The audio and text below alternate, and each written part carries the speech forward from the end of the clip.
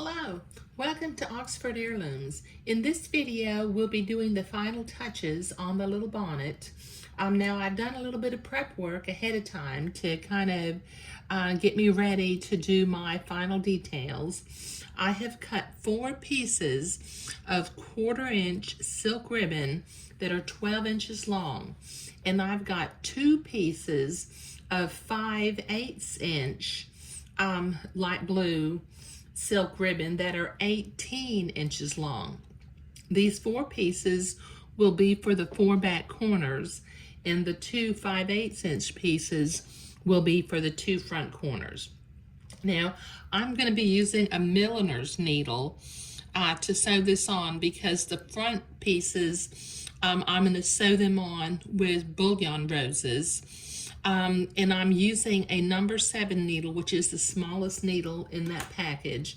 And I'm going to be sewing with number 775 DMC floss, which I have been using on the bonnet. So I'm going to start with one of my 1/4-inch pieces, and I'm going to fold one end of it in by about 1/4 of an inch, and then fold it again, and then just line it up so I don't have any raggedy edges hanging out. And I'm going to start down here at this bottom corner, and I'm going to just position it to where it's at about a 45-degree angle. And I'm using my milliner's needle to sew, because I'll be using it for bullion roses, and it's a thin needle. And I'm going to sew this on with just a few little satin stitches, and then I'll tie a knot to hold that into place. Just do your satin stitches in the same place over and over again, so it looks like it's just one stitch rather than multiple stitches. I'm using 2 strands of floss right now. So I'm going to do, let's see, I've done 2 satin stitches. I'm going to do 1 more, and I think that will be plenty to hold that into place.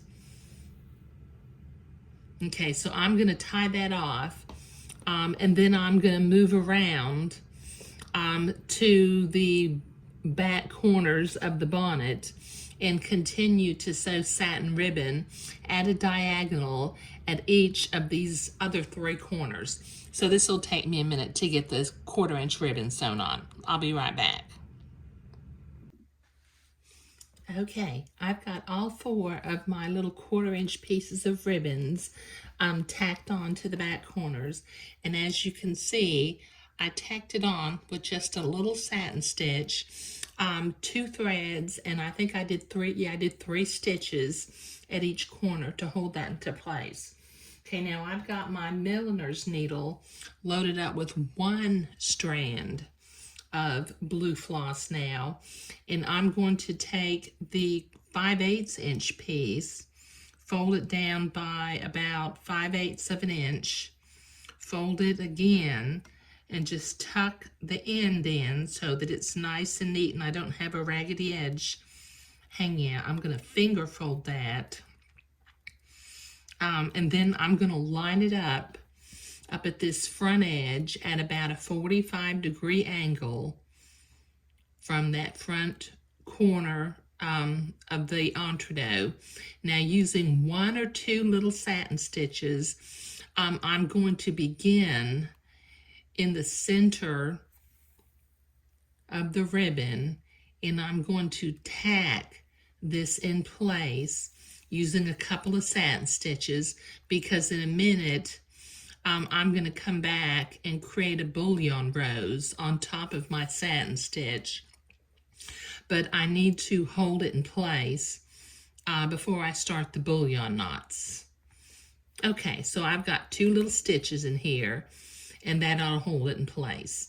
Okay, so I'm going to come up on the left side of my satin stitch. Okay, and I'm going to start my bullion rose. I'm going to wrap my needle 12 times and make 3 bullion knots. This is kind of a bad angle for me. I'll do the best I can to stay on camera.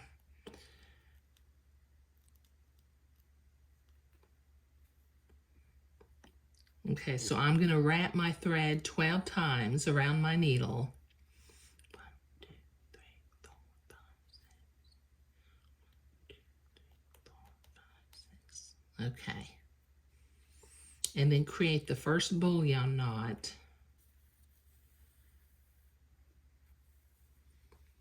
Sorry, I got to put my fingers in the way. Okay, so that creates a bullion knot on top of the satin stitch. Just push it in there. There we go. And then go into the back to finish off that bullion knot. And then I'm going to make 2 more bullion knots, one on either side of the first one that I just made. So I've got my first little bullion knot on top of the satin stitch, and the ribbon still is at a 45-degree angle. So this will take me a minute to get my other 2 bullion knots created, and I can do it at a little bit of a better angle than trying to stay on camera. So I'll be right back. Okay, so I have the front ribbon sewn on, and I did that with bullion roses or bullion knots on either end, and I think that makes a pretty little detail as opposed to just a satin stitch. Now the next thing that I want to do is I want to fold the front of my bonnet in half, line up my ribbons, go out here to the end of the ribbons, and using my embroidery scissors, I'm going to, at the same time, I'm going to miter the bottom of my ribbon, okay, to keep it from fraying. Okay, all right, now then we can tie the little ribbons in the back so that we can kind of get a look at our little bonnet. This is such a sweet little look in newborn photos. You know, I like teacaps better than bonnets that have solid fabric in the back of them, because the lace detail that you can do on teacap bonnets is just really delicate and very, very sweet. There. Okay, and so the little bonnet fits on the baby's head, just like this. Let me see if I can zoom out just a little bit. Okay, it fits on the baby's little head, just like this. And that's going to be really, really sweet with the day gown that we made to go with it. Now, in the next video, I'll start on the diaper cover. Now, I'm going to do a little hand embroidery on the front of the diaper cover, and I will include, you can email me and I can send you that embroidery design. But doing the little finishing touches on the bonnet was what we were doing today. Thank you.